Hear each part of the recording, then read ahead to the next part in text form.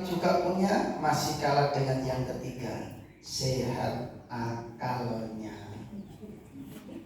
Sehat akal itu juga nikmat luar biasa. Contohnya supaya kamu dipahami ya, umpama panjenengan punya anak perempuan sudah waktunya menikah, Bu ya. Lalu dilamar seseorang jejaka, dikawal mobil patroli, gitu ya. Pas ngelamar, Bu ya, turun di depan pintu rumah panjenengan, turun tek, kewakan ganteng gede dhuwur dunya akeh guya.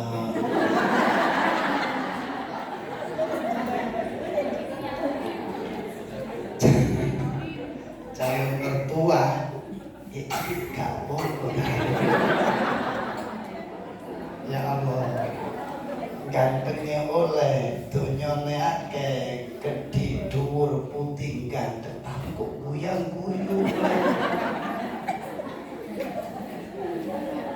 Hilang gue ya, materinya hilang, awalnya ganteng, gede dhuwurnya hilang, karena akalnya ndak sehat. Kita semua punya itu saat ini.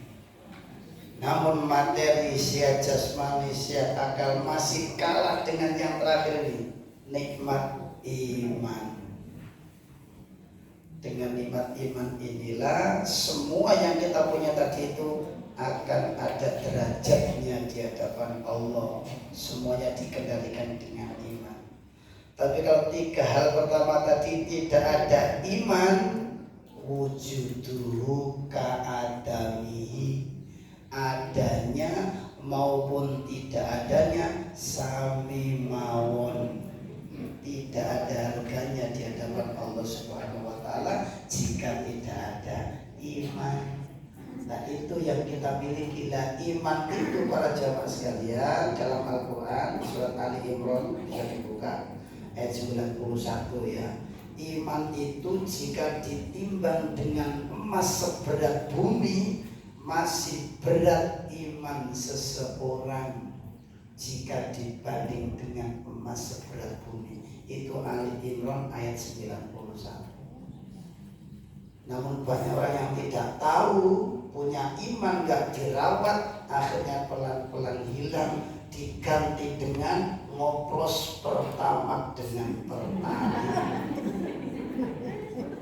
1.000 triliun ya, itu gak ada apa-apanya, masih kaya panjenengan. Makanya Rasulullah bersabda, barakatul fajri khairun minad dunya wa ma fiha. 2 rakaat fajar, baik dimaknakan qobliyah subuh maupun dimaknakan sholat subuhnya saja, itu lebih baik daripada dunia dan isinya. Jenengan ketika jamaah subuh, qobliyah subuh, itu sudah sama dengan menggenggam lebih dari dunia dan isinya. Tapi ada yang salah kalau Ustaz, aku nggak sholat subuh loh, kok izin miskin aja, Senin Kemis duitmu. Bukan begitu, makna saya berikan contoh biar paham. Kalau orang itu ukurannya subuhnya itu istiqomah di awal waktu ya, bagi ibu-ibu mungkin masih menganggap tidak wajib berjamaah ya. Subuhnya di awal waktu, subuhnya saja terjaga, otomatis 5 waktu yang lain itu terjaga. Kalau sudah terjaga disebut istiqomah, orangnya disebut mustaqim. Kalau ibu-ibu mustaqimah kan begitu. Kalau sudah istiqomah menjaga 5 waktunya, saya tawari, umpama saya triliuner gitu ya, Bu, Ibu Aisyah, jenengan kan sudah istiqomah 5 waktu di awal waktu ya. Sampai saya kasih uang 10 triliun mau enggak? Ya mau lah, mau dikasih gratis kok. Ya korupsi enak kan? Tapi ada syaratnya. Apa syaratnya? Sampai jangan sholat lagi. Loh ya kan? Berarti masih besar nilai keimanan panjenengan daripada uang berapapun itu, triliunnya nggak bisa dihitung. IKN cuma 500 triliun, ya Bu ya, dan lain sebagainya, itu kalah dengan iman kita. Tapi karena orang banyak nggak tahu, imannya dikorbankan mencari yang si fulus itu.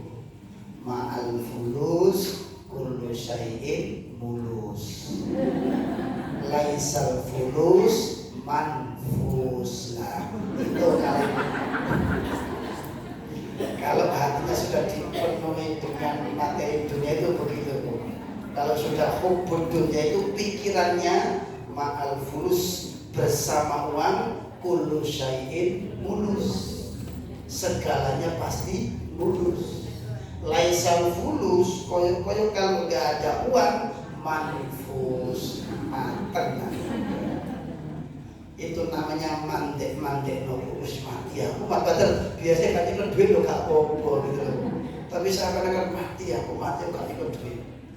Makanya gini Bapak Ibu yang terhormat Allah, jadi besarnya kecil ujian itu tidak menurut fisiknya, tapi menurut orangnya sendiri. Bisa jadi ujian jenengan kehilangan duit 300.000 gara-gara sing lanang teledor, iku sok mutung, bisa disalat sandal itu sih lanang. Saya yang mesti mas duit dijadikan kesulitan mau 300.000. Tapi ada orang yang kehilangan 20 miliar, tenang, karena uangnya triliunan gitu, kecil gitu ya. Dan nyata itu nyata. Menurut informasi ya, tapi cukup ya. Pak Yusuf yang punya Lafayette itu pernah kehilangan 20 miliar ya gara-gara bisnisnya. Itu infonya begitu, tapi wapola siapa saya nggak tahu ya. Artinya apa? Semakin jolonya itu besar, bocornya juga besar. Baik, tapi kalau bagi orang mukmin itu enteng gitu ya, masih ada iman, itu yang utama. Baik, kita menuju ke slide ya. Jamaah yang dirahmati Allah,